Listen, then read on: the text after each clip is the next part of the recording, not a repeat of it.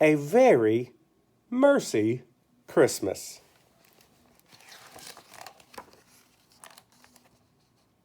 Stella Endicott felt joyful.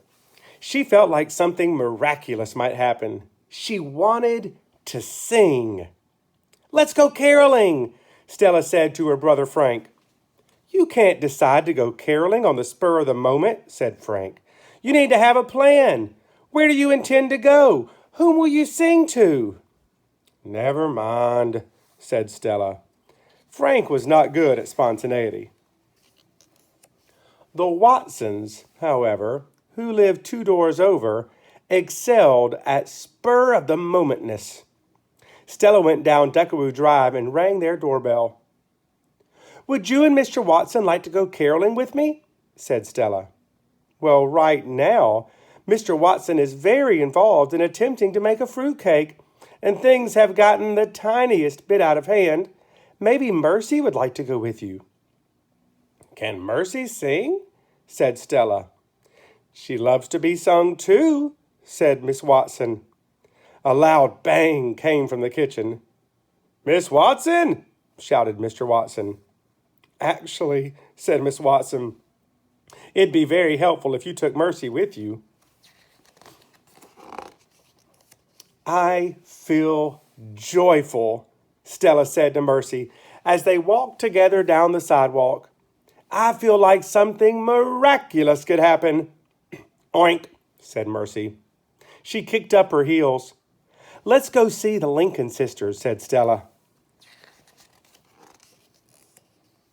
Unfortunately, Eugenia Lincoln, who was terrible at all things spontaneous, answered the door.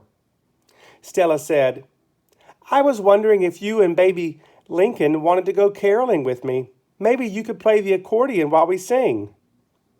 "Caroling?" said Eugenia Lincoln. "Yes," said Stella, "caroling. It's where you go walking around and singing Christmas songs to cheer people up."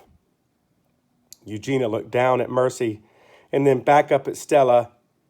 "You want me to go caroling with a pig?" "Who's there?" Baby Lincoln called from inside the house. "No one, sister," said Eugenia Lincoln. She closed the door very firmly in Stella's face. Stella sighed. She put her hands deep in her pockets. It was cold out, and it was getting dark, and she felt the tiniest bit less joyful. General Washington, Eugenia Lincoln's cat, appeared out of the gloaming.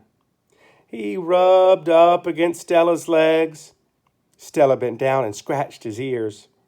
"Meow," said General Washington. "I have an idea," said Stella to the cat and the pig. "Let's see if Horace Broom wants to sing with us." Horace Broom was in the front yard of his house on Glockenspiel Drive. He was looking up at the sky through his telescope. "Would you like to join us in caroling, Horace Broom?" said Stella. "Would you like to spread joy?" "Spread joy?" said Horace. "You can't spread joy. Joy is not butter. Besides, I'm busy. I'm researching planetary movement right now." Stella sighed.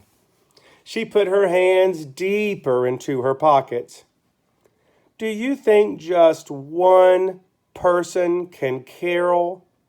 Stella said to the pig and the cat as they walked on together in the darkness. "Oink," said Mercy. "Meow," said General Washington. "Okay," said Stella. "I'll try." She began to sing Joy to the World. She sang at the top of her lungs. She sang with as much joy as she could muster. The pig looked over at Stella, and then she put her snout up to the stars and let out a strange sound. It wasn't an oink. It wasn't a squeal. It was a noise full of hope and wonder and longing. It was almost melodious. "Mercy," said Stella, "you're caroling." The pig kept singing. General Washington threw back his head and let out a long meow. From the darkness, there came a loud whinny. "Maybelline," said Stella, "what are you doing here?" The horse let out another whinny. "Where's Leroy Ninker, the cowboy of your heart? Let's sing while we search for him." Stella sang, "Deck the halls," and the pig and the cat and the horse sang with her. It was very loud and very joyful and not very musical. When they finished, the world was hushed and still. In the sudden quiet, Stella heard someone calling her name. "Stella! Stella!" Frank was walking toward her. Behind him were Mr. Watson and Mrs. Watson and Baby Lincoln and Horace Broom, and when they saw Stella, they all started to sing, "God rest ye merry gentlemen." Out of the darkness came a happy whoop. "I am a merry gentleman," shouted Leroy Ninker, "for I have found my horse." He put his hat over his heart and started to sing. Stella joined in, and so did the pig, and the cat, and the horse. When the song was done, Horace Broom said, "Did you know that there is such a thing as music of the spheres? It's the song the universe makes, the sound of the planets and the stars moving together. That's the theory, at least. I feel as if I can hear that music sometimes," said Baby Lincoln. "Yippee-i-oh," said Leroy Ninker in a quiet voice. "I'm hungry," said Mr. Watson, "and I'm afraid to say that my fruitcake didn't turn out very well." "But there's always toast," said Mrs. Watson. "I could make us all some toast." Mercy oinked very loudly. They walked together back to Deckawoo Drive. Leroy Ninker led Maybelline. Stella and Horace walked together beside the horse.